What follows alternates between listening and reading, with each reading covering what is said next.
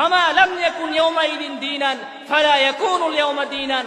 অতএব নবীর যুগে, সাহাবীদের যুগে, তাবিঈদের যুগে যে জিনিসটা দিন ছিল না, কিয়ামত পর্যন্ত ওই জিনিস আর কোনোদিন দিনের অন্তর্ভুক্ত হবে না।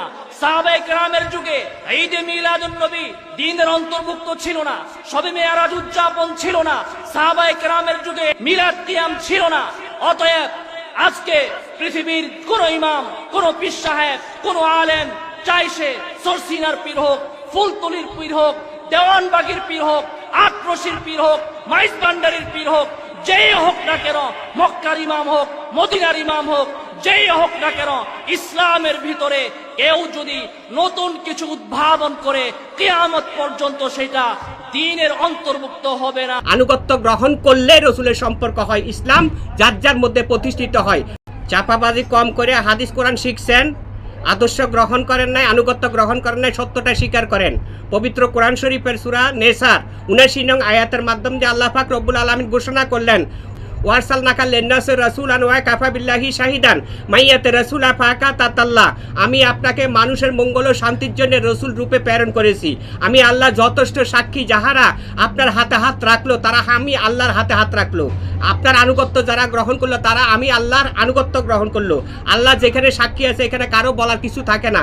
আনুগত্য গ্রহণ করলে রসুলের সম্পর্ক হয় ইসলাম, যার যার মধ্যে প্রতিষ্ঠিত হয়। আনুগত্য আর ইসলাম প্রতিষ্ঠিত অন্তরে করতে হলে অবশ্যই রসুলের সাথে সম্পর্ক করতে হবে। আপনারা তো বলে বেড়াইছেন রসুলের জামানা তো এখন নাই, রসুলের জামানা আদিতে শেষ হয়ে গেছে, 633 খ্রিস্টাব্দের মধ্যে শেষ হয়ে গেছে, রসুলের জামানা নাই। অথচ কোরআনে সাক্ষী করতেছে সর্বজনীয় কোরআন ও কোরআনের পবিত্রতা, রসুলের পবিত্রতা রয়েছে। যেহেতু রসুলের পবিত্রতা রয়েছে সেই ক্ষেত্রে রসুল আমাদের নিকটে আছে।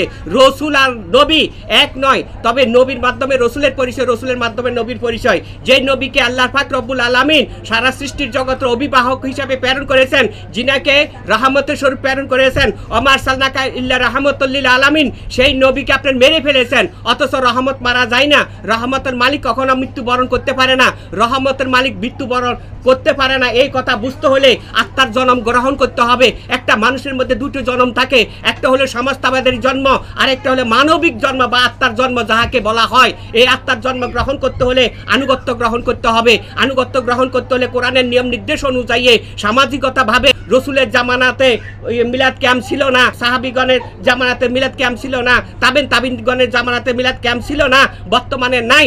যারা ইসলামকে বসে বসে পণ্ডিতি করে তারা ইসলামের অনুগত হইতে পারে না। এটা সম্পূর্ণ আপনার বিদ্বেষিকতা। এই বিদ্বেষিকতা বাদ দেন। আল্লাহ নবী রাসূল সাল্লাল্লাহু আলাইহি ওয়াসাল্লামের উপরে যে আয়াতটা নাযিল হলো সূরা আহজাবের 56 নং আয়াত, এই আয়াতটা খন্দকের যুদ্ধের মধ্যে সমস্ত সাহাবীগণ মদিনাবাসীকে নিরাপত্তা দেওয়ার জন্য যখন একত্রিত হলো নবী মুহাম্মদ রাসূল সাল্লাল্লাহু আলাইহি ওয়াসাল্লামের নেতৃত্বে, সেই জায়গার মধ্যে বিজেপি ছিল, কিছু ভিতরে ভিতরে মানে ছদ্মবেশে কিছু দুশমন ছিল। এই দুশমনগুলোকে চিহ্নিত করা সম্ভব না। আল্লাহ পাক রব্বুল আলামিন ওই মুহূর্তে একটা আয়াত নাযিল করলেন, আমি আমার রসুলের উপরে, আমার নবীর উপরে দরুদ পড়েছি, সম্মান দিয়েছি, সালাম বিনিময় করেছি। আমি যাহা করেছি ফেরেশতাগণকে নিয়ে তোমরাও তাহা করো। ইন্নাল্লাহা ওয়া মালাইকাতাহু ইয়াসাল্লুনা আলান নবী ইয়া আইয়ুহাল্লাযিনা আমানু সাল্লু আলাইহি ওয়া সাল্লিমু তাসলিমা। সাক্ষী পঞ্চম হিজরির মধ্যে রয়েছে, যখন মানুষ সমস্ত সাহাবী ও যোদ্ধারা নবী মুহাম্মদ রাসূল সাল্লাল্লাহু আলাইহি ওয়াসাল্লামের প্রতি দৃষ্টি রেখে, মন রেখে, প্রাণ রেখে, ভালোবাসা রেখে দরুদ পড়তে শুরু করলো, তখনই আল্লাহর নিয়ামত, আল্লাহর রহমত সেই মজলিসের মধ্যে, সে যোদ্ধার মধ্যে বসিত হলো, সকলের মধ্যে নিরাপত্তা ও শান্তি বসিত করলো এবং দুশমন মুক্ত জীবন এবং পরিস্থিতি সৃষ্টি করলো, মদিনাবাসীর মধ্যে নিরাপত্তা দান করলো এই দরুদের মাধ্যম দিয়ে। সে পঞ্চম হিজরির থেকে শুরু করে বর্তমান পর্যন্ত দরুদের প্রচলনতা রয়েছে।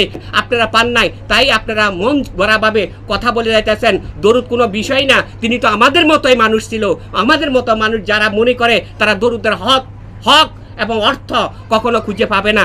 অতএব আল্লাহ নবী রাসূল সাল্লাল্লাহু আলাইহি ওয়াসাল্লাম পরবর্তী জামানার মধ্যে আমাদের মধ্যে যে পুরস্কৃত করেছেন, সেই পুরস্কার আপনারা গ্রহণ করেন নাই। আল্লাহ নবী রাসূল সাল্লাল্লাহু আলাইহি ওয়াসাল্লাম গাদিরে খুমের মধ্যে 16 লক্ষ বা কম বেশি মানুষের মধ্যে হযরত আলী আলাইহিস সালামের হাত উঁচা করে বলল, মান কুনতু মাওলাহু ফা আলিউল মাওলা, আমি যাহাদের মাওলা আলী তাহাদের মাওলা। আমি তোমাদের জন্য দিনকে প্রতিষ্ঠিত করলাম এবং ইসলামকে পছন্দ করলাম। দিন মানিটা হচ্ছে হযরত আলী আলাইহিস সালামের হাত উঁচা করে 16 লক্ষ অধিক কম বেশি মানুষের মধ্যে ঘোষণা করলো, আমি তোমাদের জন্য দিনকে প্রতিষ্ঠিত করলাম এবং ইসলামকে পছন্দ করলাম। পছন্দ বিষয়টা এখানে পরিষ্কার, যে হাত উঠানো হয়েছে তাহাকে ইসলাম হিসাবে ঘোষণা করা হয়েছে। কোন ইসলাম মেনেছেন আপনারা? এই ইসলাম ইসলাম নয়, অবশ্যই আনুগত্য গ্রহণ করতে হবে। ইন্নী জাইলুকুম ফিল আরদি খলিফাতান, পবিত্র কোরআন শরীফের মধ্যে অবশ্যই এই আয়াতের ফয়সালা রয়েছে, যুগ জামানায় আমি আমার খলিফা প্রেরণ করব। আপনারা কোরআন দেখেছেন, আপনারা বিত্তমান হয়ে গেছেন, আপনাদের নজর উপরে চলে গেছে, আপনারা নরমাল মানুষের মধ্যে, পোশাকহীন মানুষের মধ্যে আপনারা যাইতে চান না। সেখানে গেলে আপনাদের ইজ্জত থাকে না, সম্মান থাকে না, সমাজ থাকে না, সবকিছু বিনাশ হয়ে যায়। এই জন্য আপনাদের সম্মান রক্ষা করেন। আপনারা সাজতেছেন, আপনারা আল্লাহকে সাজাইতে পারেন না, নিজেরা সাজান, নিজেরা সাজা মানুষের মধ্যে চাপাবাজি করেন। এই চাপাবাজি দিয়ে কখনো ইসলাম হয় না।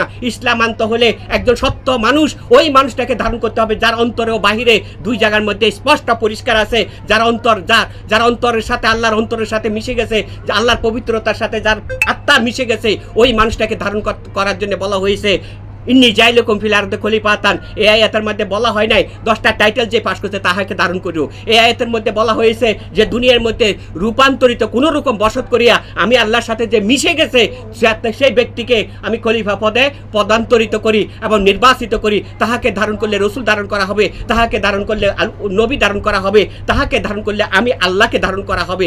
এইখানে হলে ফয়সালা। আর আপনারা সাফাবাজি করে যাইতেছেন, এইভাবে সাফাবাজার কয়কাল করবেন? এই সাফাবাজিগুলো বন্ধ করেন আপনারা, এই সমস্ত সাফাবাজি বন্ধ করেন, রাসূলের আনুগত্য গ্রহণ করেন। নবী রাসূল সত্য, আল্লাহর বন্ধু সত্য।